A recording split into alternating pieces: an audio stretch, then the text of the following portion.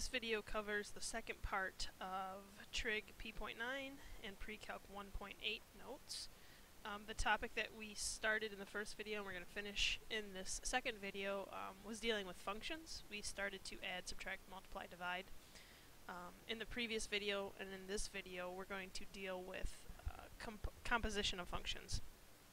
And that is where we plug one function in to another function and we solve that way. So if we are dealing with the f function that is 4x minus 1 and the g function that is x plus 5, if I ask you to find f of g of x, let me write that out for you, f of g of x. That's how you say this. Same thing for this one. When you see it looks like it spells out the word fog, this is f of g of x. So this is not a closed circle indicating multiplication like it was in the previous video. When you see that open circle, that's a composition function.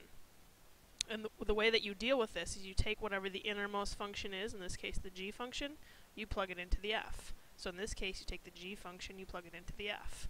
So let's write that out. Plug g of x into f of x.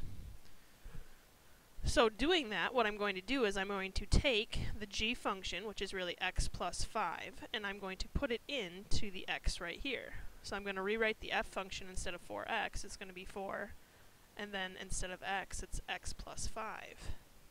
And then I just finish writing out this f function, minus 1. So I've taken out the x and I replaced it with an x plus 5. And so now I just use the distributive property to simplify this. And I think earlier I said we're going to solve. We're not really solving these because we don't know what this is equal to. We can't assume it's equal to 0. We're just going to simplify. And so we would end up with 4x plus 19 as the final answer for this. If we look at the next one where it says find g of f of x, we're going to plug the f into the g now.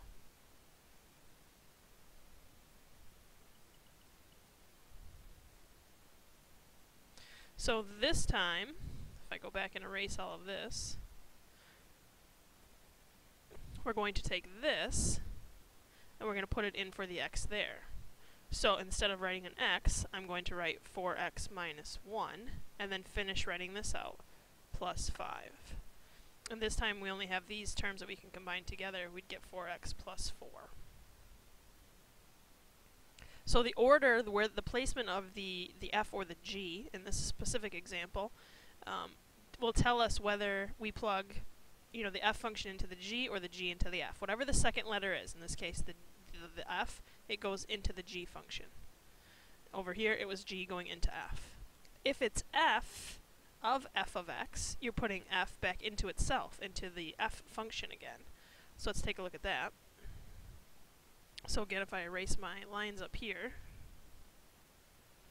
what I'm going to do is I'm going to take the f function and I'm going to put it in to itself again for the x. So I'm going to rewrite this. Instead of 4x, it's going to be 4 times the entire f function, and then finish writing this out, minus 1. And so using the distributive property again, we get 16x minus 4 minus 1, so 16x minus 5.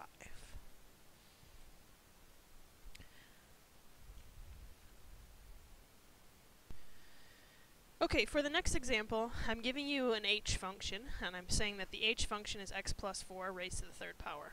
And what I want you to do is I want you to work backwards from what we previously did. What we were previously doing was we're plugging like a g into an f, and we're getting an end result. So what I want you to do here is figure out what would the f and the g function have to be specifically, that if we plug it in the order of plugging the g into the f, it would result in this equation. Okay? So I've got to plug something in, so I've got to figure out what g function would I have to put into the f function to be able to result in this equation. So I'm going to need to know what f of x is and what g of x is. Okay? Now the easiest way to do this is to remember to think about, from a couple of sections ago, we talked about parent functions. And those would be the most basic form of certain graphs. So we were looking at the x squared graph, the x to the third, the square root of x, the reciprocal of x, and the absolute value of x. These are our parent functions. We want to try to define one of these parent functions as whatever the outermost variable is. So specifically in this example, we're going to have f be our parent function, okay? Now, I write this down here and I'm writing parent function, but that doesn't mean that f will always be the parent function.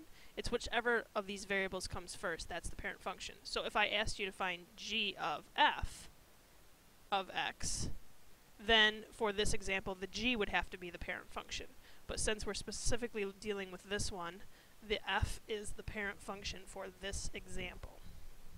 So look at your problem. Which one of these parent functions are we using? Well, we've got a third power here. So we know that the parent function we're going to be using is the one that has the third power in it. So our f of x is going to be x to the third. Now, what I have to do is figure out what do I have to replace this x with so that I can get this portion of it, just the x plus 4, because I already have the parent function, the third power. So what I'm missing is the x plus 4. So that has to be what the g function is. And let's just check to see. If I told you that f was x cubed and g of x was x plus 4, go through and do the composite function. Take this and plug it into that for x. Don't you get x plus 4 and then raised to the third power? And that matches up. So when you're doing these, you need to keep these parent functions in mind. So I would highlight or star or circle or something so you remember that these parent functions are going to be one of the variables, in this case the f, and then you have to just figure out what is it that you're plugging into that parent function to get the end result that we're dealing with. For the next example, what I'd like you to do is I'd like you to pause the video and try to do these two problems on your own. Tell me what f of g of x is and what g of f of x is, and then play the video and come back to see if you've got the same answers. So again, I want you to try this on your own, so please pause the video and then play it once you have your answers to see if you're going to get the same answers as me. Alright, so hopefully you have paused the video and you have your results. Here's the way that I'm going to do these. If I'm going to find f of g of x, I'm going to plug the g into the x. So absolute value of 3 minus x minus 4. That would give me the absolute value of negative 1 minus x. My absolute value bar is a little bit bigger here so you can see the difference. And that's all I can do with this. I can't take this any further. You may have wrote it like this instead. Absolute value of negative x minus 1. That would be another correct way to write it. But you can't do anything with it. You can't solve it. You can't reduce it. You can't do anything else. If we do the other part, g of f of x, we're going to plug the f now, this, in for that x there. So it'd be 3 minus absolute value of x minus 4. And again, there's nothing else that I can do with that. I can't distribute anything in because these are not parentheses. These are absolute value bars, and I don't have enough information to be able to take this any further than what it is. So you should get that for the second part, and you would get either one of these for the first part. Hopefully you got the same answers. If you didn't, let's figure out what you did wrong, and if you're not sure, make sure you ask questions.